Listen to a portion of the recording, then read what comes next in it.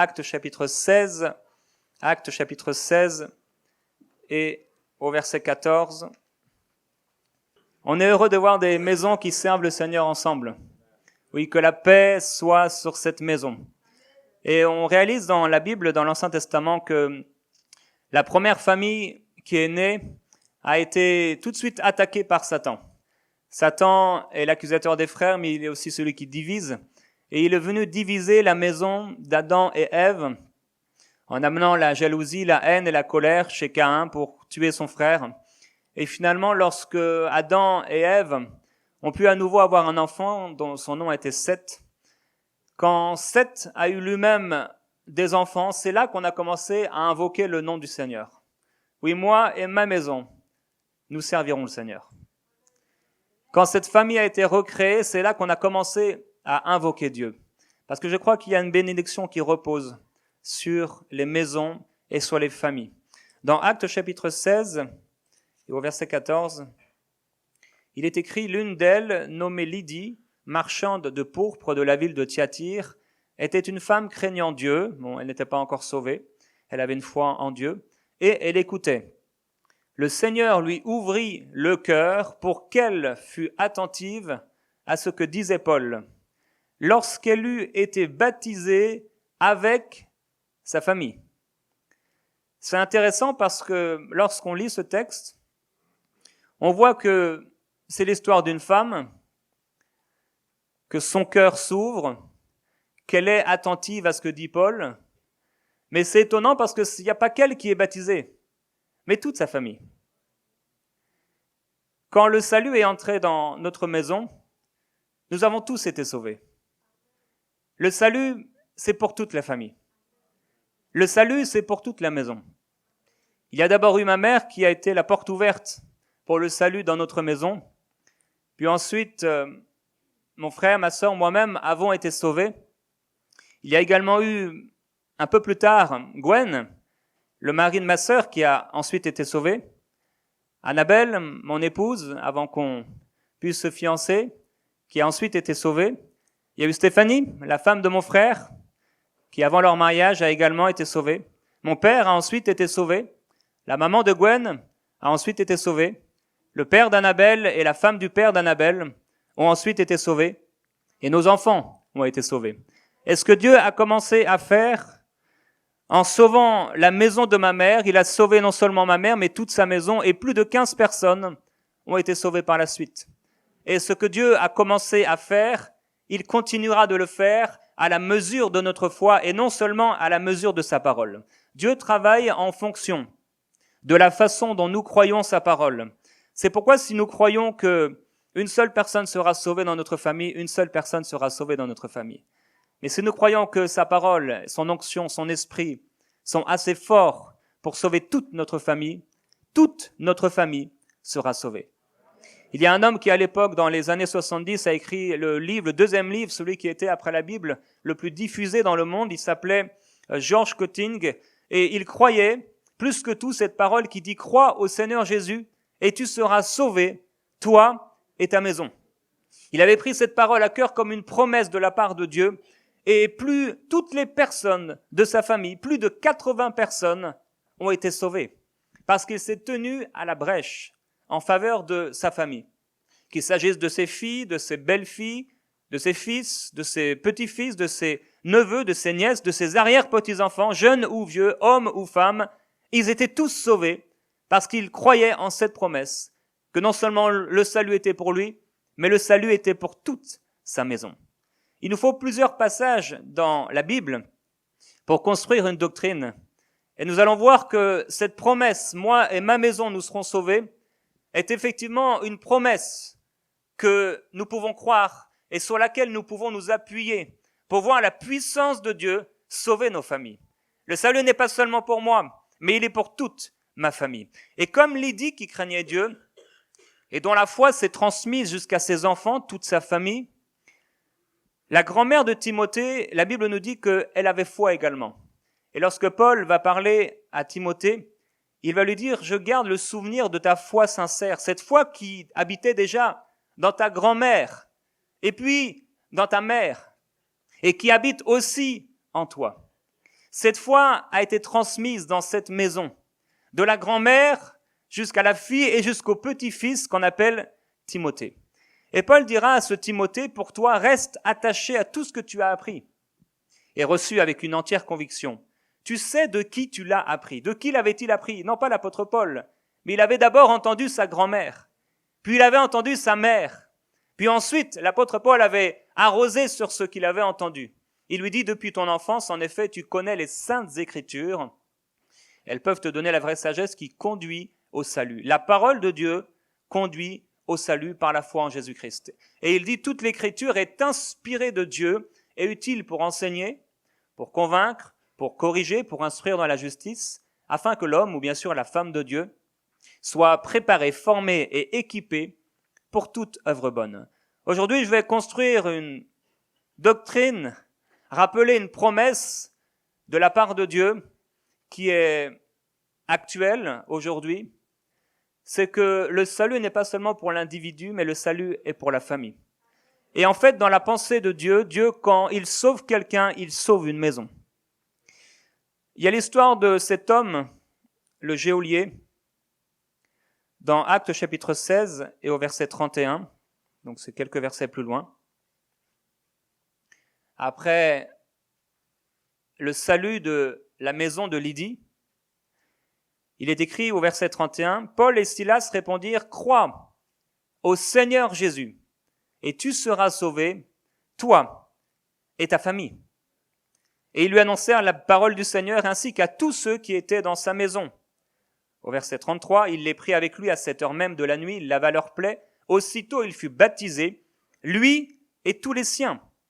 Les ayant conduits dans sa maison, il leur servit à manger, et il se réjouit avec toute sa famille de ce qu'il avait cru en Dieu. Avez-vous déjà remarqué que Paul et Silas, d'un commun accord, c'est comme si c'était normal, c'est comme si c'était une fondation chez les apôtres, n'ont pas prêché un salut individuel, mais un salut familial. Ils n'ont pas dit « crois et tu seras sauvé », toi seul, mais ils ont dit « crois et tu seras sauvé, toi et toute ta maison ». Pour les apôtres prêchaient et ils avaient la conviction que lorsque le salut entrait dans le cœur d'un homme ou d'une femme dans une maison, c'était le salut pour toute la maison. Watchman Nee a dit, en effet, la promesse de Dieu concernant le salut prend le foyer comme unité de base et pas seulement l'individu. Quand Dieu sauve l'homme, il prend la famille entière comme une unité, au lieu de prendre seulement l'individu. Concernant la vie éternelle, la Bible se base sur l'individu, donc la conséquence du salut, et non le foyer. Mais concernant le salut, elle nous montre que les hommes sont sauvés foyer par foyer. Et tout au long de l'Ancien Testament, jusque dans le Nouveau Testament, nous voyons que Dieu a traité avec les hommes maison par maison.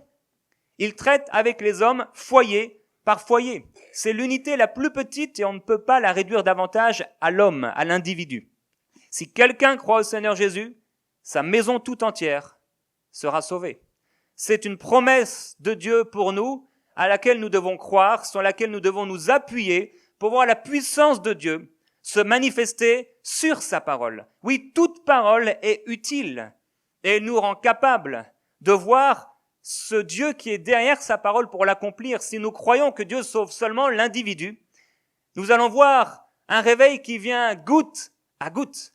Mais si nous croyons que Dieu sauve des familles, nous allons commencer à voir dans ce lieu des familles tout entières être sauvées. Gloire à Dieu pour les gens qui sont venus par unité, tout seuls, au salut. Mais gloire à Dieu pour ceux qui vont être sauvés en famille. Le réveil doit se passer en famille. Et le réveil est pour les familles. Paul n'a pas dit au geôlier, donc crois au Seigneur Jésus et tu seras sauvé seulement. Si ça avait été le cas seulement, on aurait dû attendre qu'effectivement il soit sauvé, puis qu'il puisse au bout d'un moment partager ce qu'il avait reçu à sa famille, peut-être à son épouse, et son épouse aurait été sauvée. Et puis encore un peu de temps, et ils auraient dû expliquer à leurs enfants un après l'autre, et peut-être on aurait vu leurs enfants un après l'autre venir au Seigneur. Mais non, ils ont prêché. Tu seras sauvé, toi et toute ta famille. Ils n'ont pas traité les individus un par un, mais ils se sont adressés à la maison tout entière. Le salut d'une maison pour Dieu n'est pas plus difficile que le salut d'un homme. Et si vous amenez la maison tout entière sera sauvée. Gloire à Dieu. Si le feu de Dieu brûle dans ma maison, c'est toute ma maison qui va être embrasée par le Seigneur. Si le but qu'on veut atteindre est le salut des familles, on gagnera des familles. Quand Pasteur Joël a voulu, parce qu'on était trop de blancs, gagner des noirs, la semaine suivante, nous avions des noirs. Qu'il en soit ainsi dans cette maison, et que nous puissions voir non seulement des individus être sauvés, mais des familles complètes être sauvées. Parce que le Dieu que nous servons est le Dieu de toutes les familles de la terre. Et il a dit à Abraham, toutes les familles de la terre seront bénies en toi. Oui, moi et ma maison, nous servirons le Seigneur. Et la nuée remplit toute la maison où ils étaient assis.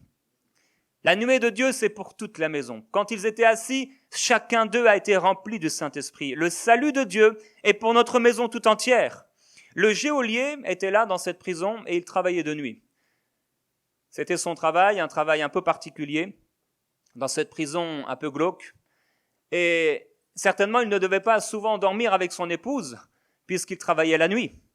Ses enfants ne devaient pas souvent venir dans la prison, parce que c'était un endroit horrible. En réalité, ils n'y ont jamais mis le pied.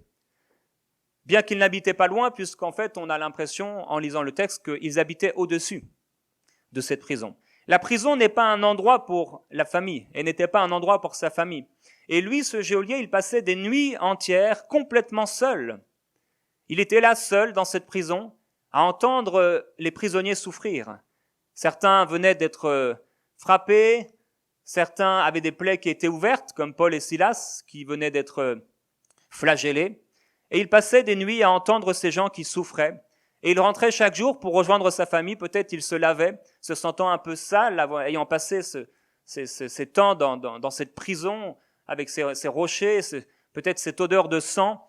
Et il se lavait et il s'asseyait à table et il mangeait avec sa famille. C'était pour lui un temps de bénédiction. Il laissait la prison et les odeurs de la prison derrière lui. Mais ce jour-là, il a fait descendre sa famille dans la prison. Et quand le tremblement de terre a eu lieu, il a cru que les prisonniers s'étaient enfuis et il n'a pas réfléchi un seul instant, mais il a commencé à tirer son épée pour se tuer. Un tremblement de terre, peut-être il se réveille, il s'était peut-être endormi, et il regarde, aucun prisonnier n'a l'air d'être là. Il ne pense pas un seul instant à sa famille. Il n'a pas l'air de penser un seul instant à ses enfants. Il ne pense qu'aux souffrances qu'on va lui infliger si on réalise qu'il a perdu les prisonniers. Et sans réfléchir, en un instant, il oublie toute sa famille, il tire son épée pour se tuer, jusqu'à ce que l'apôtre Paul puisse lui dire « Non, ne fais pas cela parce que nous sommes tous ici dans cet endroit. » Il y a beaucoup de gens, et malheureusement beaucoup de pères et de maris, qui vivent un peu comme ce geôlier. Ils subissent des difficultés, des souffrances, et ils ne pensent qu'à eux. Et par peur de souffrir, et certainement il avait peur de souffrir, et c'était bien ancré en lui, il s'était dit pendant des années, certainement, jamais je n'irai de l'autre côté des barreaux, c'est horrible. Il avait vu ces gens, et certains comme Jean-Baptiste qui avait été décapité dans la prison. Il avait vu ce genre de scène, il savait combien c'était horrible d'être derrière les barreaux. Et il s'était dit, jamais on ne me fera souffrir de la sorte. C'est pourquoi lorsqu'il a vu que ces prisonniers avaient l'air d'être partis, qu'ils avaient fui, il a tiré son épée pour qu'on ne lui inflige pas toutes sortes de souffrances. Mais il n'a pensé qu'à lui.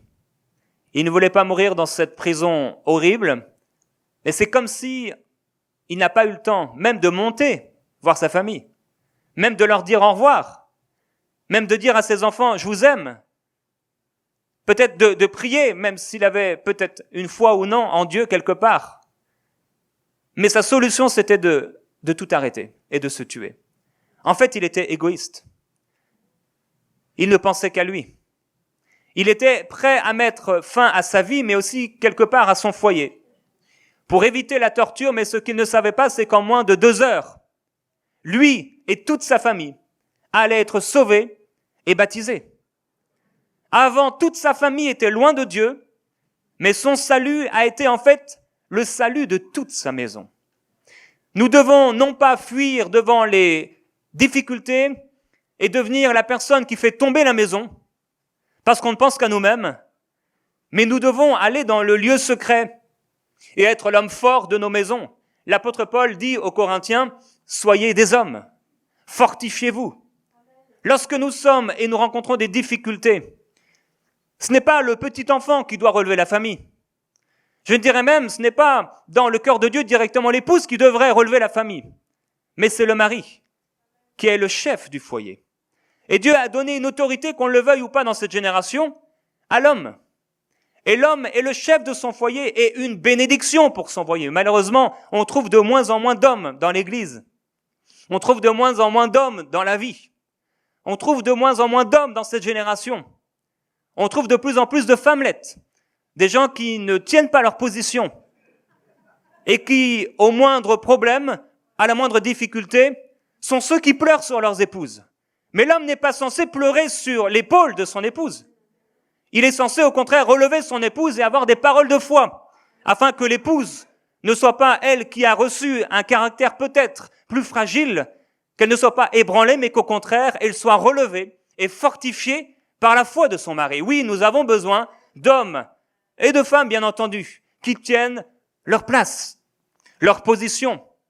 Beaucoup s'excitent et s'affolent, et ils ne sont pas des hommes, mais Dieu vient dire par le Saint-Esprit aujourd'hui, soyez des hommes dans la prière, soyez des hommes dans la foi, soyez des hommes dans votre maison, soyez des hommes dans votre famille, tenez votre position d'homme, soyez fiers d'être des hommes.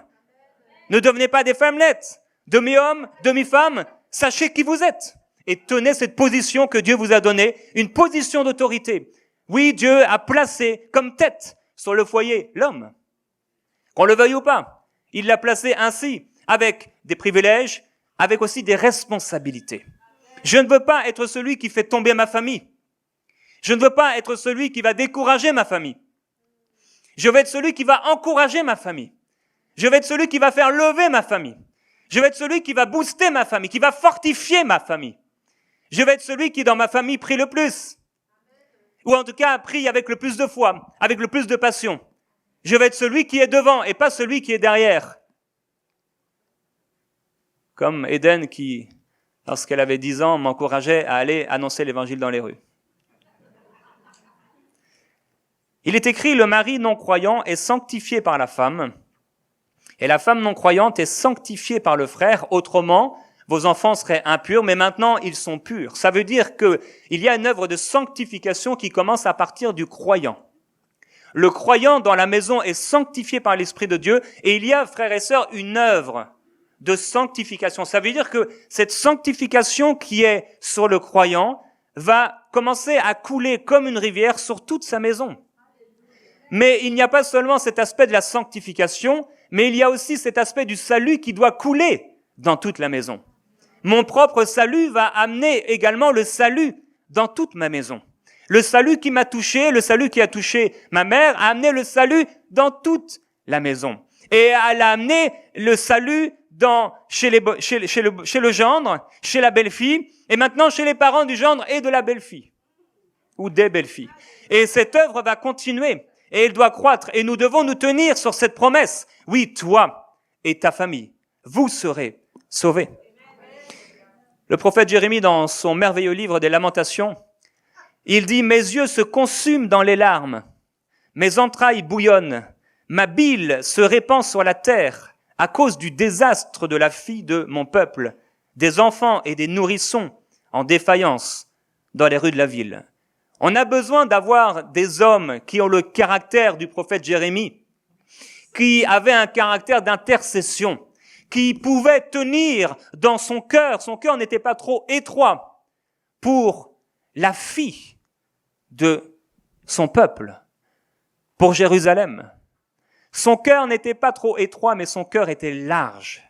Large pour pouvoir supporter, pour pouvoir porter dans la prière le salut d'une nation. La Bible dit dans Genèse au chapitre 6 et au verset 8, on va aller ensemble voir ce deuxième passage, Genèse chapitre 6 et au verset 8, ce qui nous est dit à propos de Noé.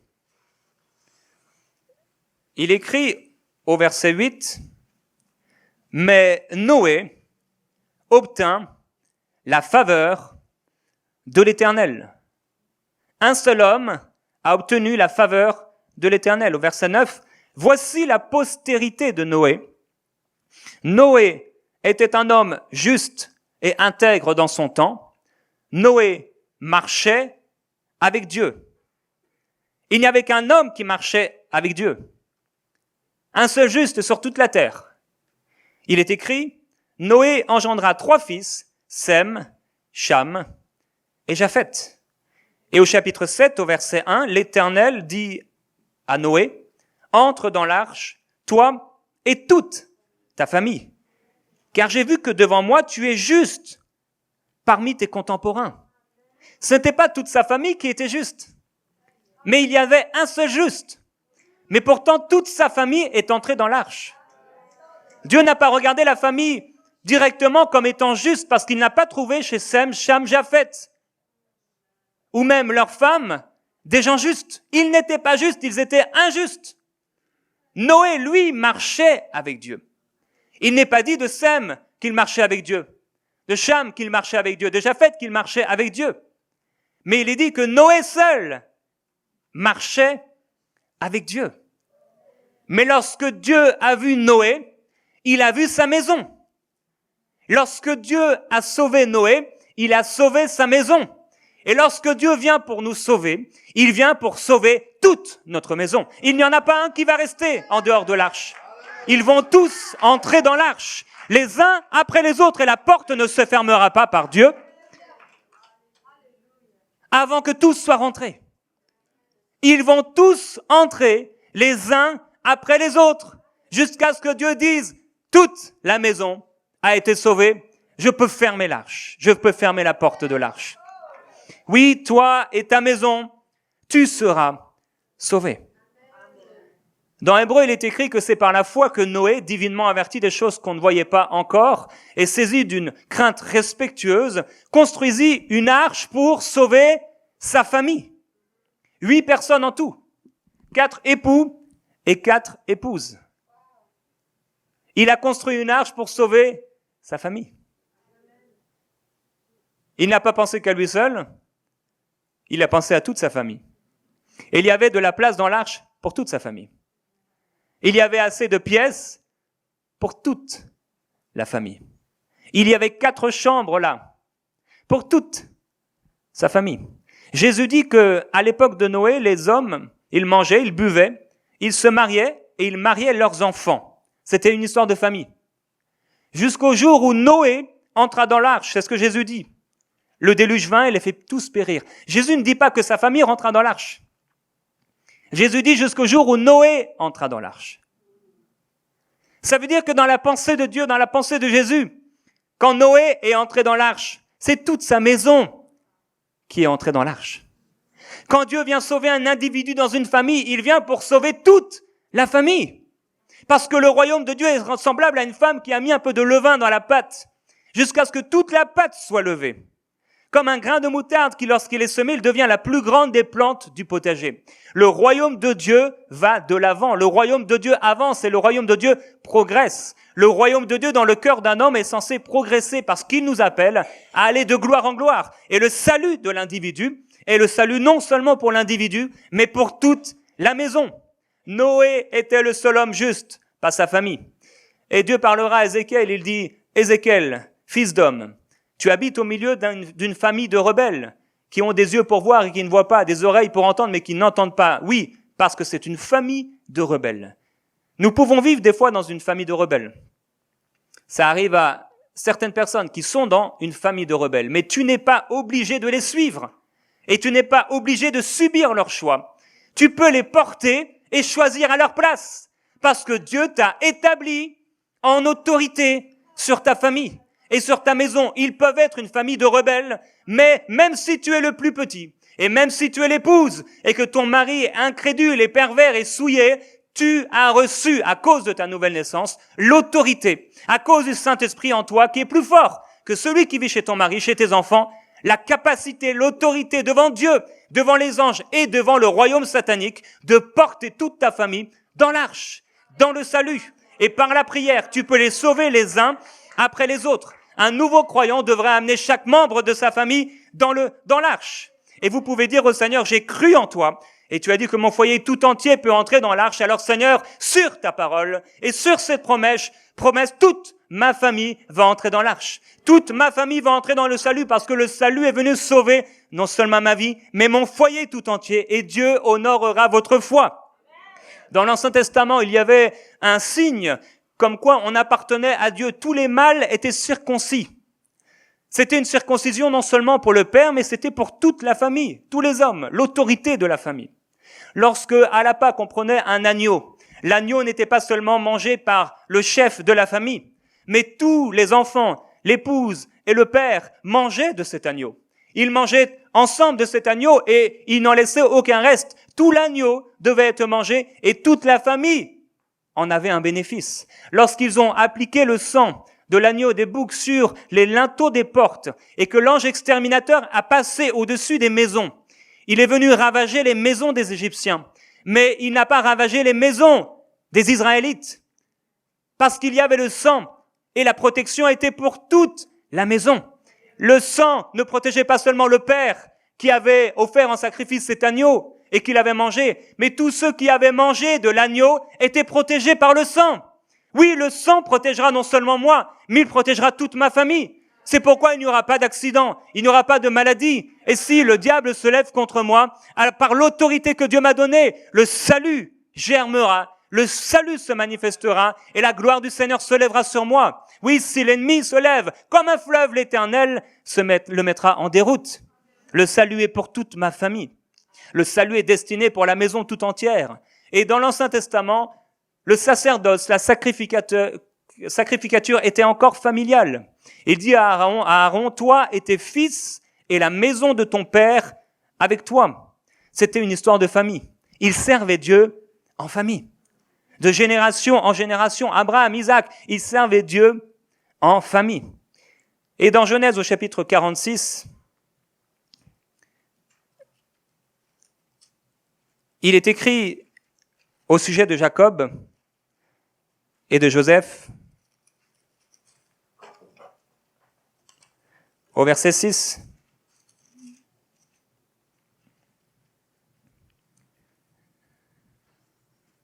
Ils prirent aussi leurs troupeaux et les biens qu'ils avaient acquis dans le pays de Canaan. Et Jacob se rendit en Égypte avec toute sa famille, avec toute sa descendance. Il emmena avec lui en Égypte ses fils et ses petits-fils, ses filles et ses petites-filles, et toute sa descendance.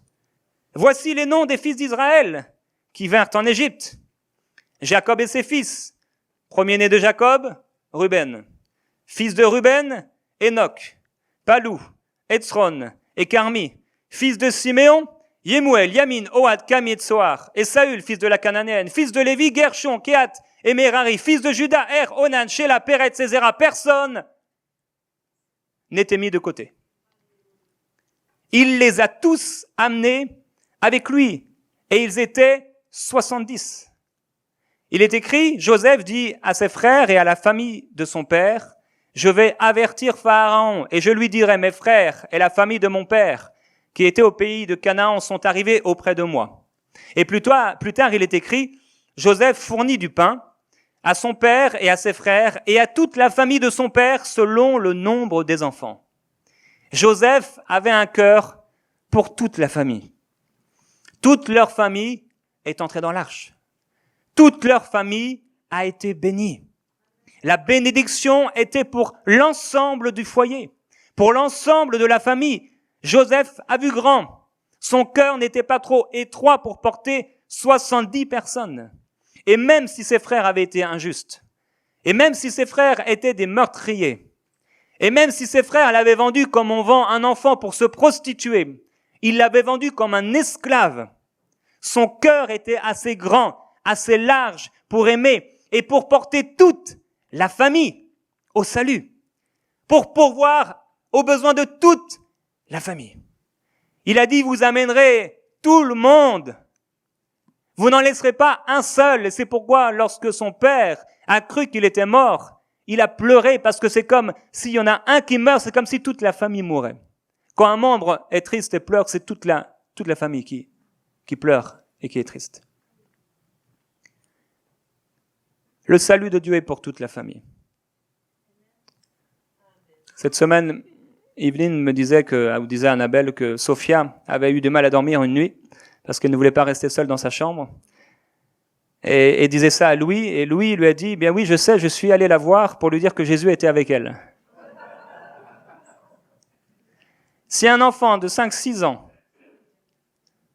peut avoir à cœur de porter sa famille, à combien plus forte raison, nous qui sommes les parents, nous devrions porter toute la famille et les rassembler sous nos ailes, en protection, en bénédiction, en foi, en augmentation, en révélation, en soutien, en provision, en bonté, en amour, en joie. Nous devrions tous les porter. Ah, si j'étais en Afrique, alléluia. Les gens seraient en train de crier maintenant et de glorifier Dieu. Mais Seigneur, merci parce que tu vas sauver la francophonie, y compris les Blancs. Alléluia. Merci aux frères qui écoutent par Internet et qui sont en train de sauter de joie. Merci pour cette maman qui est en train de pleurer et déjà en train de proclamer la promesse de Dieu pour sa maison. Le Seigneur te donnera selon ta foi, madame. Il arrive que les enfants aient une meilleure vision de protection pour la famille que les parents. On est dans une génération où les parents vivent pour eux comme des individus égoïstes, individualistes. Mais je déclare qu'il n'en sera pas ainsi dans ma maison. Vous savez que l'apôtre Paul a pu aller jusqu'au bout dans sa course à cause d'un petit garçon. C'était son neveu. Il a pu aller jusqu'au bout parce qu'un petit garçon, comme Louis, a entendu que des gens avaient pris une résolution de le tuer, de lui faire un mauvais coup, un piège, pour le tuer ensemble. Mais ce petit garçon, il est écrit, le fils de la sœur de Paul, entendit parler du guet-apens. Il se rendit à la citadelle, y entra et prévint Paul de ce qui se tramait. Ils lui ont dit, les Juifs ont convenu de te demander de leur amener Paul demain au Gros Conseil, aux responsables. Ils disent qu'ils veulent examiner son cas de plus près, mais en fait, ils veulent le tuer. Ce petit garçon a sauvé Paul. Parce qu'il avait un cœur pour la famille. Parce qu'il s'est dit, c'est mon oncle. Il est de ma famille. Je dois lui dire. On doit leur dire. On doit leur parler. On doit leur dire ce qui va arriver. On doit leur annoncer la parole. Il est écrit à propos de Rahab que cette femme, dans l'Ancien Testament, a accueilli les espions à Jéricho et qu'on lui a demandé d'attacher un fil cramoisi à sa fenêtre pour que lorsqu'ils allaient venir conquérir cette ville, elle et toute sa maison puissent être sauvées. Ce fil cramoisi, c'est l'image du salut, de la protection. C'est l'agneau et le sang de l'agneau qui étaient là sur les portes des linteaux des maisons. Il y a sur les portes de ma maison le sang de Jésus-Christ. Ils ont dit à cette femme qui était prostituée, tu recueilleras auprès de toi, dans la maison, ton père, ta mère, tes frères et toute la famille de ton père. La ville sera dévouée par interdit, elle et tout ce qui s'y trouve, mais on laissera la vie à Rahab, la prostituée, et à tous ceux qui seront avec elle dans la maison. Et il est écrit que lorsque les jeunes gens, les espions, entrèrent et firent sortir Rahab, son père, sa mère, ses frères et tous ceux qui lui appartenaient, ils firent sortir tous les gens de sa famille et ils les déposèrent hors du camp d'Israël. Mais il est écrit plus tard que Rahab, la prostituée, à la maison de son père et à tous ceux qui lui appartenaient, elle a habité au milieu d'Israël jusqu'à ce jour. Cette femme prostituée, tout ce qui était dans sa maison et tout ce qui rentrait dans sa maison était protégé. Tout ce qui rentrait dans sa maison avait la grâce de pouvoir goûter à une glorieuse liberté. Si nous comprenons que Dieu nous a placés comme autorité dans notre maison et que tout ce qui se trouve dans notre maison est béni, mes enfants seront bénis. Aussi nombreux qu'ils soient, ils seront bénis. Aussi peu nombreux, ils seront bénis. 1 ou 10, ils seront bénis. Et leurs descendants seront bénis. Et ils goûteront à une glorieuse liberté à partir de mon salut. Le salut que Dieu a manifesté envers moi ne s'est pas terminé avec moi. Il a continué d'avancer. Le salut a continué d'avancer de ma mère qui a entendu la première l'évangile, en touchant ses enfants les uns après les autres, dans un salut personnel, mais c'était le salut de la maison. Et ce salut a continué de faire des progrès comme il est appelé à faire des progrès dans ta propre famille. Rahab a sauvé toute sa famille. Toute sa famille, le salut était pour toute sa famille. Il est écrit à un moment dans l'Ancien Testament que la maison de Joseph est montée contre la ville de Bethel et qu'ils ont rencontré un homme dans la rue et ils ont voulu frapper du tranchant de l'épée cette ville et ils ont demandé des informations à cet homme. Et ils ont dit, si tu nous donnes ces informations, tu seras sauvé et protégé, toi et ta famille. Il aurait dû mourir avec la ville. Mais il s'est retrouvé là, par hasard, et on lui a dit, si tu nous donnes ces informations, tu seras sauvé, toi et toute ta famille. Et quand ils ont éradiqué, éliminé toute la ville, ils n'en ont laissé pas un seul sortir, si ce n'est cet homme et toute sa famille. Et cet homme, la Bible dit qu'il s'en est allé et qu'il a construit une ville, il a bâti une ville, il a donné comme nom à cette ville Luz. Je dois bâtir une ville pour ma famille. Le salut est pour toute ma famille. Je dois bâtir une tour pour ma famille. Je dois me tenir à la brèche pour ma famille. Oui, je cherche parmi eux un homme qui construise un rempart et qui se tienne debout sur la brèche, devant moi, en faveur du pays, afin que je ne le détruise pas, mais je n'en trouve point. Dieu nous cherche à la brèche. En tant qu'homme, en tant qu'époux, en tant que père, je dois me tenir à la brèche. En tant qu'autorité parentale, je dois me tenir à la brèche. Je dois me tenir à la brèche pour ma famille, car qui le fera sinon? Dieu m'a donné de prendre soin des miens. Et il dit, celui qui n'a pas soin des siens est pire qu'un infidèle.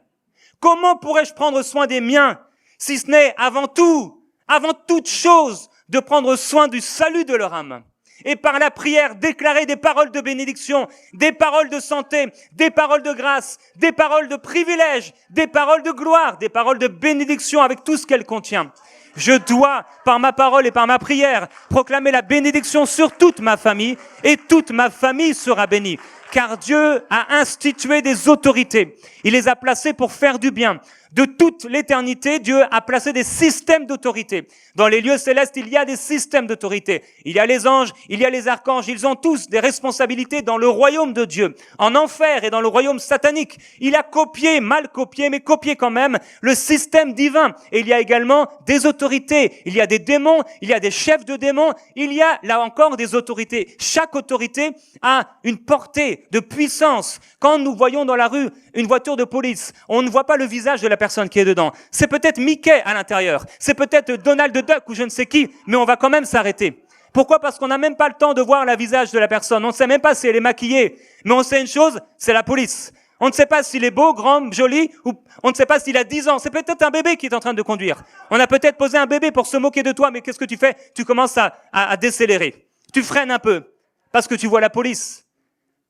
Parce que la police a une autorité. Et si le gouvernement disait que, à partir d'aujourd'hui, même les enfants de 12 ans peuvent devenir policiers, eh bien, tu devrais t'arrêter devant le petit de 12 ans. Et tu devrais payer l'amende. Dieu a institué les pères comme des autorités. Des parents comme les autorités sur leur famille, sur leurs enfants. C'est pourquoi moi et ma maison, nous servirons le Seigneur. Ils serviront Dieu. Aucun ne sera perdu. Ils serviront le Seigneur. Ils vont continuer la course que j'ai empruntée, le chemin que j'ai parcouru, ils vont le continuer. Ils vont marcher sur mes traces. Ils n'iront ni à droite ni à gauche, mais ils iront dans le sillon que j'ai tracé par ma foi, par ma prière, par mes paroles de bénédiction. Ils me poursuivront en poursuivant Jésus-Christ. Les regards sur le Seigneur, ils iront de gloire en gloire et aucun d'eux ne se perdra. Je refuse que l'un d'eux se perde. Aucun de ces petits ne se perdra. Il faudrait mieux qu'on attache un homme et qu'on le jette dans la mer, qu'il soit une occasion de chute pour l'un de ces petits. Oh oui, Dieu vient au secours et au salut, pour le salut de moindres petits. Oui, il dit, laissez venir à moi les petits enfants, parce que le royaume de Dieu est pour eux et pour ceux qui leur ressemblent. Le salut de Dieu est même pour les nourrissons. Il prend ceux qui sont à la mamelle pour glorifier son nom. Il tire la louange et la gloire de ceux qui sont à la mamelle. Oui, ils sont bénis. À partir du moment où ils sont dans le sein d'une femme, il est déjà béni à cause de ma prière, à cause de la présence de Dieu, comme Jean-Baptiste dans le sein de sa mère, qui était là et qui convulsait par le Saint-Esprit. Il était à l'intérieur, il était déjà saisi du Saint-Esprit, parce qu'il était rempli du Saint-Esprit depuis le sein de sa mère. Dieu dit au prophète Jérémie, je te connaissais même avant le sein, que tu sois dans le sein de ta mère, et je t'avais choisi, je t'avais établi prophète pour les nations. Oh, c'est peut-être un bébé, il n'en a pas encore vu son visage, mais il est prophète, et il est déjà prophète pour les nations. C'est peut-être un enfant ridicule, mais tu ne sais pas ce qu'il va devenir. Oh, je l'établis, Joseph, je t'établis pour sauver ta famille, pour sauver ta nation. Oh, Joseph, tu as fait un rêve, et on se moque de toi. Tu crois qu'on se prosternera, toi, ta mère et tes frères devant toi? Oui, tu ne sais pas ce que demain va enfanter. Tu ne sais pas ce que le Seigneur va faire à travers un petit enfant. Tu ne peux pas imaginer ce que Dieu peut faire à travers celui qui vient comme une faible plante. Ils se sont prosternés. Les mages se sont prosternés et ils ont commencé à donner et à adorer au petit enfant Jésus. Parce que Dieu l'avait donné autorité, salut pour le monde. Dieu l'avait donné au monde comme salut et provision. Et avec la vision céleste, la vision des anges qui se sont rassemblés dans les nuées célestes pour glorifier l'agneau de Dieu avec l'étoile que Dieu avait positionnée pour le Fils de Dieu. Ils se sont associés à la foi du Père pour adorer l'agneau de Dieu, pour adorer ce petit bébé qui n'était encore qu'un enfant, mais qui avait sur lui une destinée, une promesse extraordinaire, celle d'être le salut pour les nations. Oui, tu portes en toi le Fils de la promesse. Tu portes en toi le Fils de la promesse. Et pour toi, Marie, une épée te transpercera l'âme, mais tu portes en toi le Fils de la promesse, le Fils de Dieu. Moi et ma maison, nous servirons le Seigneur. Aucun ne sera perdu. Ils serviront le Seigneur. Ils seront aussi embrasés que moi. Ils seront aussi remplis du Saint-Esprit que moi. Et ils iront plus loin que moi. Ils auront plus de foi que moi. Oh, ne regarde plus le petit enfant comme on le regarde. Ne regarde plus le petit enfant comme on regarde les petits enfants. Mais regarde le petit enfant avec la vision divine. Commence à regarder les anges qui commencent à proclamer des paroles de bénédiction sur lui. Dieu avait déjà écrit à l'avance toutes choses qui lui étaient destinées. Oh, ce petit enfant renversera les Babyloniens. Il renversera les Égyptiens. Il renversera la puissance de la mort parce que je l'ai choisi. Et avec toi, Moïse, je ferai quelque chose de glorieux. On a voulu le tuer, mais il était beau. Et ses parents ont dit non, je refuse que mon fils soit tué. Et par la foi en Dieu, c'était parce qu'ils avaient foi en Dieu, non pas dans les vagues du fleuve, mais en Dieu, ils avaient établi leur foi. Ils l'ont mis dans une petite corbeille en disant Dieu, il ne mourra pas. Il est le fils de la promesse. Ils l'ont laissé sur le fleuve et Dieu s'en est occupé. Oh oui, comme Abraham qui monte avec Isaac son fils et qui dit oui, mon Dieu pourvoira. Dieu se pourvoira lui-même à l'agneau. Il était convaincu que son fils, le fils de sa promesse, Dieu avait la capacité de le ressusciter. Parce que Dieu ne fait pas tuer, ne fait pas mourir nos petits-enfants. Il ne fait pas mourir nos enfants. Il leur donne la vie et la vie pour l'éternité. Oui, moi et ma maison, nous servirons le Seigneur. Il est venu, il était chez les Égyptiens. Il était tout petit, on ne savait pas qui il était. On ne savait pas qui il était. On l'a pris pour un des leurs, mais il n'était pas un des leurs, il était un des nôtres. Il était avec nous et pas avec eux. Oh oui, ceux qui sont avec nous sont beaucoup plus nombreux que ceux qui sont contre nous. Nous avons avec nous les anges, les archanges et la puissance de Dieu. Nous avons l'Esprit de Dieu qui est plus fort que celui qui est dans le monde. Tous les esprits sataniques et mensongers peuvent venir contre nous. Nous n'avons pas beaucoup d'esprit, nous avons un esprit et c'est le Saint-Esprit. Et c'est celui qui a ressuscité Jésus-Christ d'entre les morts. Et il pourra redonner la vie à notre corps qui est mortel. Il nous ressuscitera. C'est pourquoi nous ne mourrons jamais. Nous ne mourrons jamais parce que nous sommes les fils de la promesse. Dieu a déclaré, eux et moi, nous serons sauvés. Ils seront tous sauvés les uns après les autres. Mon fils sur la croix amènera des maisons entières, des familles entières au salut. Les apôtres étaient convaincus de ces choses. Oui, si quelqu'un n'a pas soin des siens, et principalement de ceux de sa famille, il a renié la foi. Il est pire qu'un infidèle. Oh, ce petit enfant est béni. Il y a ce père qui est venu pour la guérison de son fils qui était en train de mourir. Et il y a des enfants qui sont en train d'aller vers une mort éternelle. Le père est allé vers Jésus. Et il est écrit, le père reconnut que c'était à cette heure-là que Jésus lui avait dit, ton fils vit. Et il crut, lui et toute sa maison. Le salut, c'est pour toute la maison. Il y a cette femme que Élie a rencontrée. Dieu l'a amenée vers cette femme, vers la maison de cette femme. Et il a rencontré cette femme, elle a dit, moi je suis en train de prendre 2 bûches pour moi et pour mon fils. Et ensuite, je ferai un gâteau pour moi et pour mon fils, puis on va le manger, puis on va mourir. Mais Élie lui dit, prépare-moi d'abord un gâteau. Quand tu laisses la place à Dieu, quand tu prépares d'abord un gâteau pour Dieu, quand tu lui donnes les prémices et les prémices de tes fils, Dieu s'occupera lui-même de faire couler l'huile et elle ne manquera point. Tu ne dois pas avoir peur comme Abraham de donner ton fils précieux. Tu ne dois pas avoir peur de donner à Dieu tes enfants. Et je me souviens lorsque Éden est née, elle n'avait que quelques minutes, à mes yeux en tout cas. Et j'ai dit au Seigneur, Seigneur, ce n'est pas ma fille. Ce n'est pas notre fille. Et nous avons dit ensemble, Seigneur, nous te la donnons. Oh, quelle grâce et quelle liberté ensuite de savoir qu'il était son père, au-dessus de mon autorité, de l'avoir donné, confié à Dieu. Il lui dit, ne crains pas, mais rentre et fais-moi ce gâteau. Elle alla et elle fit selon la parole d'Élie. Et pendant longtemps, elle eut de quoi manger, elle et sa famille. Ça veut dire qu'en fait, ils n'étaient que 2. Mais au moment où le miracle a commencé à se manifester, elle a pensé à plus qu'à elle et à son fils. Mais elle a commencé à aller voir son oncle. Elle a commencé à lui dire, l'huile est dans ma maison. Le miracle est dans ma maison.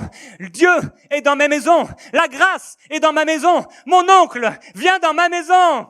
Il y a une bénédiction dans ma maison. Et l'oncle a dit, mais est-ce que je pourrais emmener ma femme? Mais oui, tante, viens dans ma maison. Tante Jacqueline, toi aussi, tu seras bénie. Amène tes enfants, mes cousins. Mais amène aussi les nièces, les neveux. Le grand-père, amène-le. Il a du mal à marcher. Mais quand il va voir l'huile, tu vas voir, il va se mettre à danser. Il fait peut-être exprès. Il fait peut-être exprès de boiter pour qu'on s'occupe de lui. Mais quand Dieu va s'occuper de lui, il va se mettre à danser. Ils ont tous été dans sa maison. Il ne manquait rien. Et il avait pour elle et pour toute sa maison. Au point, elle a dit, mais viens habiter dans ma maison. Et elle lui a fait une chambre à l'étage. Et à cette chambre à l'étage, il vivait là, il demeurait là. C'était la chambre du prophète, qui était une représentation de la présence de Dieu dans une maison. Lorsque le prophète, représentation de Dieu, était dans la maison, c'était toute la maison qui était bénie. Comme tout l'arche était béni, il était impossible que quelqu'un dans l'arche tombe malade. Parce que c'était la maison de Dieu.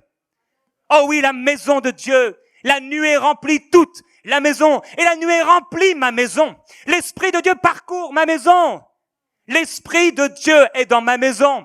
Ma maison est bénie à cause du Seigneur parce qu'une grâce m'a été faite. Oui, la bénédiction repose sur moi et sur mes enfants et sur tous ceux que Dieu me donnera. Il repose sur mes parents, mon frère, ma sœur, sur mon beau-frère, ma belle-sœur, sur tous leurs enfants.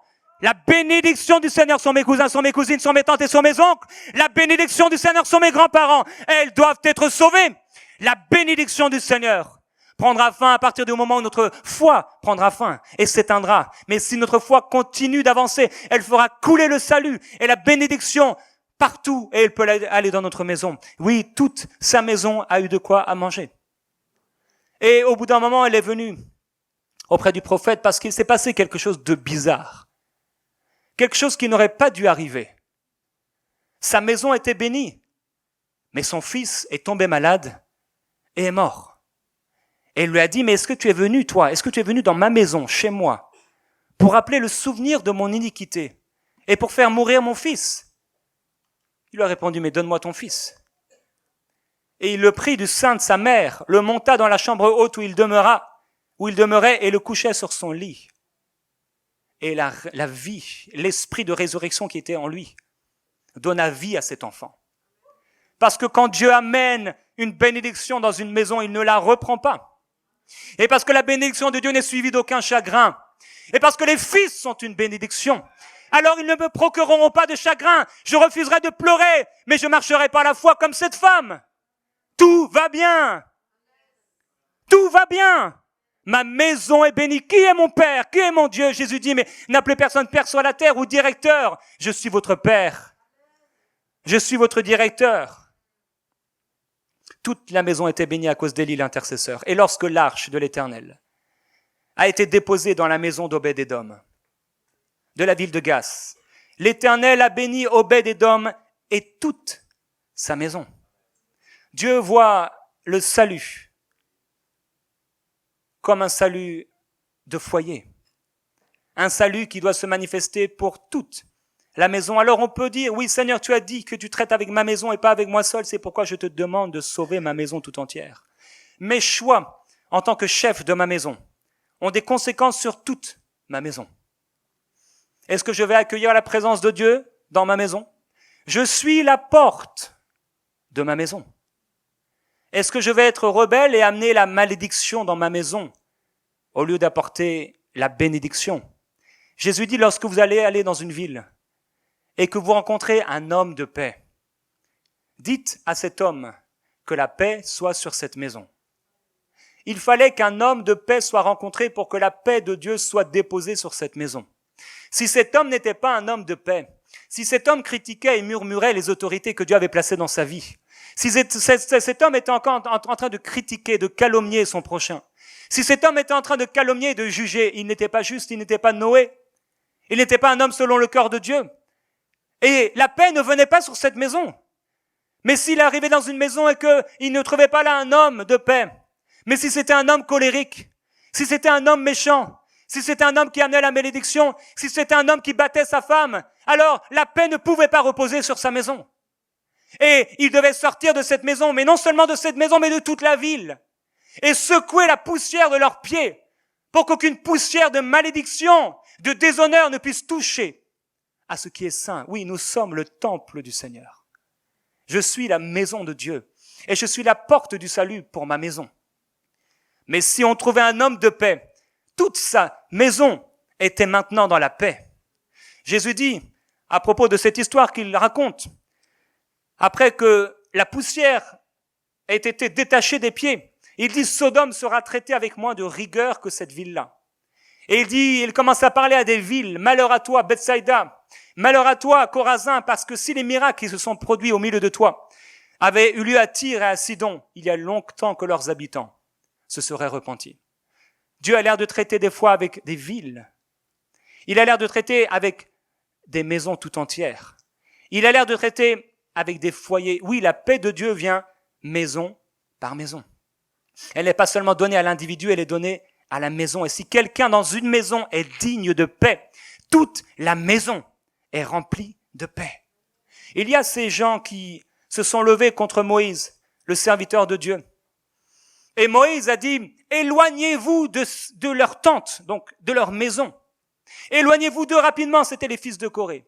Il est écrit que ces gens sortirent et ils se tinrent à l'entrée de leur tente, avec leurs femmes, leurs fils et leurs petits-enfants. Ils s'étaient, à la manière d'Ananias et de Saphira, ils s'étaient consultés, non pas pour garder seulement le reste, mais eux, ils étaient consultés pour maudire. Ils s'étaient associés pour maudire. Et dans leur maison était remplie non pas de la nuée, mais ils étaient remplis de paroles de malédiction. Ils étaient remplis de déshonneur. Leur maison était le lieu de tout déshonneur, le lieu de toute critique, le lieu de toute calomnie. Et alors ils se sont tenus à l'entrée de leur tente. Et il est écrit, la terre ouvrit sa bouche et les engloutit, eux et leur maison, avec tous les gens de Corée et tous leurs biens. Aussi vrai est-il que la bénédiction d'un juste amène cette bénédiction sur toute sa maison. Aussi il est vrai que la malédiction d'un injuste se répand. Il ne faut pas qu'il en soit ainsi, dit la parole de Dieu, parmi vous. Il ne faut pas qu'il en soit ainsi. Nous devons faire attention à notre façon de vivre devant Dieu, frères et sœurs. Parce que ce que nous faisons individuellement peut avoir des effets sur notre maison tout entière. Je refuse d'être la personne qui amène la malédiction dans ma maison. Je refuse de semer des graines de déshonneur dans ma maison qui vont plus tard pousser dans le cœur de ceux que Dieu m'a donnés pour amener la malédiction dans leur maison. Non, j'amènerai la guérison, la bénédiction et la grâce dans leur maison. Je me tiendrai dans ma position d'autorité avec une humilité et avec une douceur que seul l'Esprit de Dieu peut engendrer en moi et je la manifesterai. Je serai connu pour être un homme de paix. Oui, que votre douceur soit connue de tous les hommes. La douceur du cœur est agréée de la part de Dieu. L'Éternel frappa de grandes plaies Pharaon et sa maison au sujet de Saraï. Un seul homme avait péché, mais toute sa maison a été maudite. Quand David a été vers cette femme et qu'il a fait tuer son époux, Dieu a dit à David, ce sera maintenant toute ta maison qui sera maudite, parce que tu m'as méprisé. Et je vais faire sortir de ta maison le malheur contre toi. Son fils est mort. Et il s'est relevé.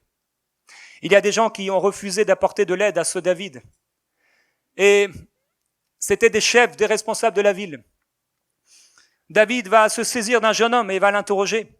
Et il va faire écrire les noms de tous les chefs, de tous les anciens, donc des personnes d'autorité de la ville. C'était 77 hommes de la ville de Sukkos. Et ils y ont été dans la ville et ils ont pris ces chardons et ces épines du désert pour leur faire du mal. Pourquoi ? Parce qu'ils étaient l'autorité dans leur ville. Et non seulement il leur a fait du mal, mais ils ont tué tous les gens de cette ville. Il y avait peut-être que quelques responsables et que quelques chefs, mais c'était les chefs justement de la ville. Dieu t'a donné l'autorité sur ta maison. Dieu t'a donné le pouvoir sur ta maison. Le système d'autorité est divin, frères et sœurs, ce n'est pas une invention humaine. Ce n'est pas une invention non plus naturelle. C'est quelque chose que Dieu a institué et créé. Dieu est le chef du Christ. Et Christ est le chef de l'épouse. Le mari est le chef de la femme. Et les parents le chef de leur famille. Ce sont des systèmes d'autorité divins et bibliques que nous devons prêcher, parce qu'à ces systèmes d'autorité est rattachée une grande et puissante bénédiction pour celui qui les utilise. Dieu dit, s'il y a des familles de la terre qui ne montent pas à Jérusalem pour se prosterner devant le roi, l'Éternel des armées, la pluie ne tombera pas sur elles. Non, je vais monter vers l'Éternel. Moi et ma maison, nous allons monter vers le Seigneur et la pluie va descendre sur nous. Les chefs de famille dans l'Ancien Testament, c'était des gens d'autorité. Et nous sommes des chefs dans notre famille. Et l'autorité est là, je le rappelle, pour faire du bien. Même si les jeunes enfants ne croient pas, vous pouvez tout de même dire que votre maison croira au Seigneur. Parce que cette maison vous appartient à vous et non pas à vos enfants. C'est vous qui êtes le responsable de votre maison et pas vos enfants. Alors vous pouvez déclarer, je suis le chef de ma famille et ma famille croira en Dieu. Dieu m'a institué comme l'autorité parentale. C'est pourquoi tous ceux qui sont dans ma famille sont bénis. Ils connaîtront le Seigneur depuis leur jeune âge et ils serviront le Seigneur. Ils pourront peut-être s'égarer, il y a un truc qui va peut-être se passer, je ne sais pas ce qui se passera, je ne suis pas en train de soupçonner le mal, mais même si quelque chose avait l'air de se passer, je sais que l'esprit de vie et de résurrection les ramènerait à Jésus-Christ. Comme cet enfant dans le fils, dans la maison de cette femme. Après la mort, la résurrection. Encore plus fort, encore plus puissant, il sera. Vous devriez rassembler vos enfants et toutes les personnes qui sont à votre charge, disait Watchman Nee, et leur dire, moi et ma maison, nous servirons l'Éternel. Ensuite, tant que vous serez dans votre maison servira le Seigneur. Votre maison vous appartient et vous avez le pouvoir de décider si cette maison servira le Seigneur ou non. Quand vous vous tenez dans cette position, tous ceux qui dépendent de vous viendront au Seigneur, ils n'auront pas d'autre choix. C'est extraordinaire. À la Pentecôte, ils ont dit la promesse est pour vous et pour vos enfants. Et pour tous ceux qui sont loin, en aussi grand nombre que le Seigneur les appellera. La promesse de la Pentecôte, c'est le pardon des péchés. Mais c'est aussi le don du Saint-Esprit. L'effusion du Saint-Esprit. C'est pourquoi ceux que Dieu m'a donnés auront des songes. Ceux que Dieu m'a donnés marcheront dans l'amour de Christ. Ceux que Dieu m'a donnés seront embrasés par le Seigneur. Et je ne sais pas à quel moment cela va arriver, mais il y aura des temps, et il y aura des saisons, et il y aura des rencontres qu'ils vont faire avec Dieu, comme Moïse auprès du buisson, qui vont les embraser, qui vont les environner de la gloire de Dieu et qui leur donneront une révélation du Père, une révélation de Dieu que peut-être d'autres n'ont pas eue, parce que j'ai déclaré des paroles de bénédiction. Oui, la promesse est pour nous et pour nos enfants. Seigneur, tu as dit que la promesse était pour moi et pour mes enfants. Elle ne peut pas être pour moi sans qu'elle soit aussi pour mes enfants. Non, mes enfants bénéficieront. Je m'en saisis pour moi-même et pour ceux que tu m'as donnés. Il est écrit, cependant, Crispus, le chef de la synagogue, crut au Seigneur avec toute sa famille. Et lorsque Jésus a rencontré Zachée, il dit à Zachée, le salut est aujourd'hui entré dans cette maison. Parce que celui-ci, lui là, il est seul, il est tout seul. Mais celui-ci est aussi un fils d'Abraham. Il était seul à monter dans l'arbre. Mais en fait, quand il est en train de monter dans l'arbre, il est en train de faire monter toute sa famille dans l'arbre. Il était seul lorsqu'il est monté sur la croix. Mais quand il est monté sur la croix, il a fait monter tous les hommes sur la croix. Et tous les hommes sur la croix ont été cloués, percés. Tous les hommes sur la croix ont été maudits. Mais dans cette malédiction que Christ a portée, il y a une bénédiction qui s'en est suivie lorsqu'il est sorti, qu'il a présenté son sang auprès du Père. Et lorsqu'il est sorti du tombeau, il a dit aux disciples, dans toute cette maison où ils étaient rassemblés, que la paix soit sur cette maison. Que la paix soit sur vous. Et la paix est venue sur eux. À partir du moment où Jésus a dit que la paix soit sur cette maison. Et il l'a répété une seconde fois comme s'il n'avait pas compris. Que la paix soit sur vous. Et il y a une paix qui est venu sur eux. Oh, je prie que tu puisses écouter avec foi. Quand vous prêchez l'évangile, vous devez prêter attention au salut de la maison. On ne doit plus prêcher seulement à l'individu. On doit regarder plus que l'individu. Quand je prêche à cet individu, ce n'est pas lui seulement qui sera sauvé, mais c'est toute sa maison. Cela dépend entièrement de votre attente. Cela dépend entièrement de votre foi. Si vous croyez que Dieu n'est capable de seulement de guérir les petits doigts, seulement les petits doigts dans votre église seront guéris. Mais si vous croyez que Dieu est capable d'amener des familles entières au salut, alors toutes les familles qui viendront dans votre église seront sauvées. En fonction de votre foi, Dieu agira. Si ces aveugles qui se sont approchés de Jésus et à qui Jésus a dit « Que voulez-vous que je fasse ?» avaient dit « Seigneur, on aimerait voir un peu trouble. » Alors ils auraient vu un peu trouble parce que Jésus leur a dit qu'ils sont faits selon votre foi. Suis-je le gardien de mes frères? Oui, tu es le gardien de tes frères. Tu es l'autorité sur ta maison. Et si tu crois pour ta maison, toute ta maison sera sauvée. Toute ta maison sera protégée. Parce qu'il t'a donné une autorité spirituelle qui n'est pas humaine, qui n'est pas charnelle, mais qui vient d'en haut. C'est lui qui a institué les autorités sur la terre. Il a institué les autorités parentales, l'autorité maritale. C'est lui qui l'a donnée. Et il y a avec cette autorité une bénédiction qui est rattachée. Élie a prié et la pluie s'est fermée sur tout son pays. Un seul homme peut porter toute une nation. Un seul homme peut porter toute sa famille. Alléluia, gloire à Jésus-Christ. Il y a de l'espérance pour ceux qui se confient en Dieu. Il y a cet homme qui craignait Dieu. Et je vais terminer sur cela. Avec toute sa maison, il craignait Dieu. Il faisait beaucoup d'aumônes au peuple. Il priait Dieu continuellement. Il avait une vie de prière. Et il va dire que l'ange lui est apparu et lui a dit « Envoie à Joppé et fais venir Simon qui est surnommé Pierre. Il te dira des choses par lesquelles tu seras sauvé, toi et toute ta maison. » L'ange, comme les apôtres, d'un commun accord, prêche un salut pour toute la maison. L'ange dit « Le salut ne sera pas pour toi seulement, mais toi et toute ta maison, vous serez sauvés. » Et il est écrit que comme Pierre prononçait les paroles en prêchant l'évangile, le Saint-Esprit descendit, non pas sur Corneille seulement, mais sur tous ceux qui écoutaient la parole. Et Corneille avait un cœur tellement abondant qu'il n'a pas seulement cru que les siens c'était sa famille, mais il a dit, mes amis c'est aussi ma famille. Et il avait appelé ses amis, et sa maison était remplie, et tous ceux qui étaient dans la maison, même s'il y avait quelqu'un aux toilettes, étaient remplis du Saint-Esprit. Comme les 70 anciens qui étaient déterminés par Dieu pour être remplis du Saint-Esprit. Il y en avait 2 qui étaient hors du camp, mais ils étaient hors du camp. Je ne sais pas ce qu'ils faisaient. Ils étaient peut-être en train de jouer aux billes par terre. Mais pendant qu'ils étaient en train de jouer par terre, aux billes, le Saint-Esprit est tombé sur eux. Ils ont commencé à prophétiser sur Israël. Ils ont commencé à prophétiser. L'Esprit de Dieu, ils ne l'avaient pas demandé, ils n'y avaient pas aspiré.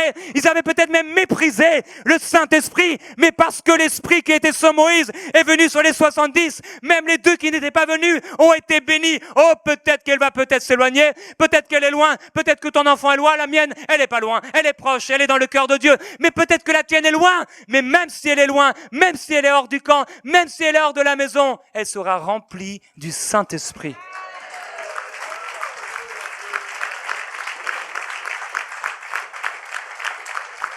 Dieu dit, je serai le Dieu de toutes les familles de la terre. Moi et ma maison, nous servirons le Seigneur. Et oui, nous pouvons dans un chant d'allégresse, dans un chant de foi, commencer à déclarer des paroles de bénédiction sur nous et sur nos maisons, sur nous et sur nos familles. La gloire de Jésus-Christ, la présence du Saint-Esprit, l'Esprit de Dieu qui vit en nous et qui est plus fort que l'Esprit qui vit dans le monde. Nous allons déclarer la gloire de Dieu sur nous et sur nos maisons.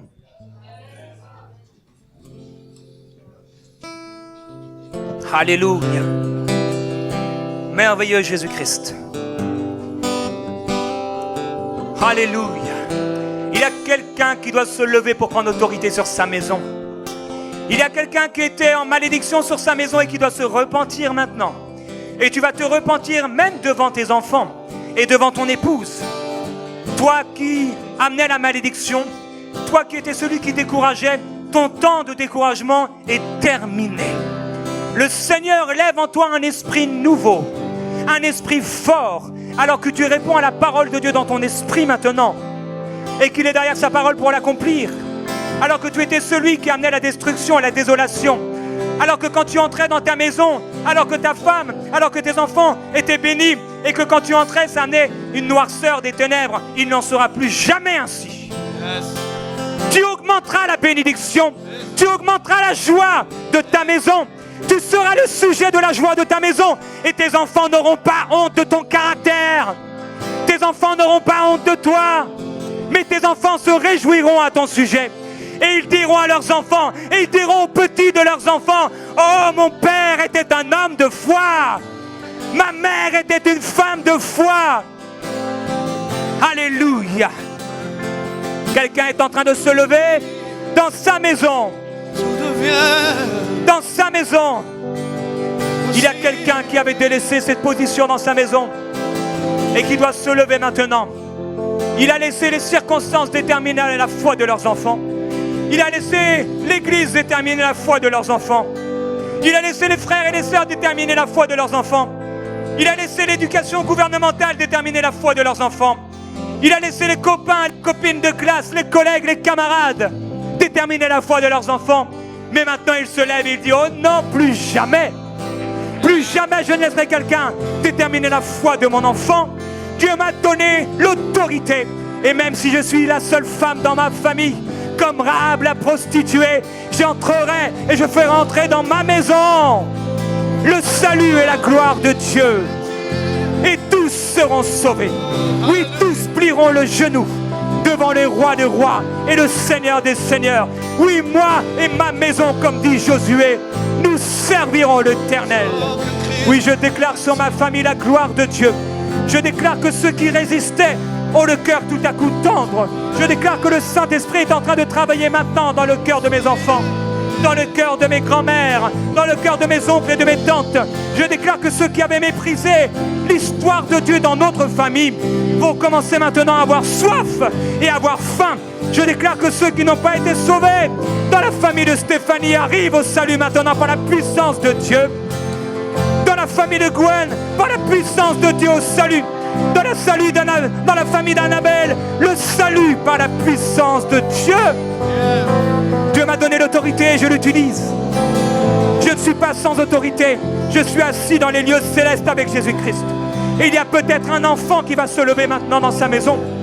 Il a peut-être 8 ans, il a peut-être 12 ans, il a peut-être 16 ans, mais Dieu ne regarde pas à l'âge. Et cet enfant peut se lever pour sa famille. Comme lorsque j'étais petit et que dans ma chambre et dans mon lit, chaque soir je priais pour mon père, je priais pour ma mère, je priais pour mon frère, je priais pour ma soeur et je priais même pour mon chien. Et ils étaient bénis à cause de ma prière. C'était peut-être une petite prière. Je ne savais pas bien prier, mais c'était la prière de mon cœur. Et le Seigneur a entendu ma prière. Oh oui, Dieu s'est souvenu de tes prières, Corneille, et tu seras sauvé, toi et toute ta famille. Au nom de Jésus-Christ, je viens briser les mensonges sataniques. L'esprit de condamnation ne vient pas de Dieu, mais l'esprit qui relève vient du Seigneur. Oui, je te parle à toi, à qui une grâce a été faite. Cette femme a dit, est-ce que tu vas rappeler le souvenir de mon péché, de mon iniquité? Mais Élie a dit, non, donne-moi ton fils. Le diable est l'accusateur des frères, il voudrait t'accuser, te dire que tu es un mauvais père, te dire que tu es une mauvaise mère, te dire que tu es celui qui amène la destruction dans ta famille. Mais l'Esprit de Dieu te dit, je ne bâtirai pas sur ce que tu as fait dans le passé. Je bâtis sur ta foi présente. Je bâtis sur ma parole. Je bâtis sur mes promesses. Alors crois et tu seras sauvé. Toi et ta famille. Crois et tu seras acheté. Toi et ta famille. Crois et tu seras transformé. Toi et ta famille. Crois et tu seras bouleversé. Il bouleversera des familles entières. Ils sont bouleversés.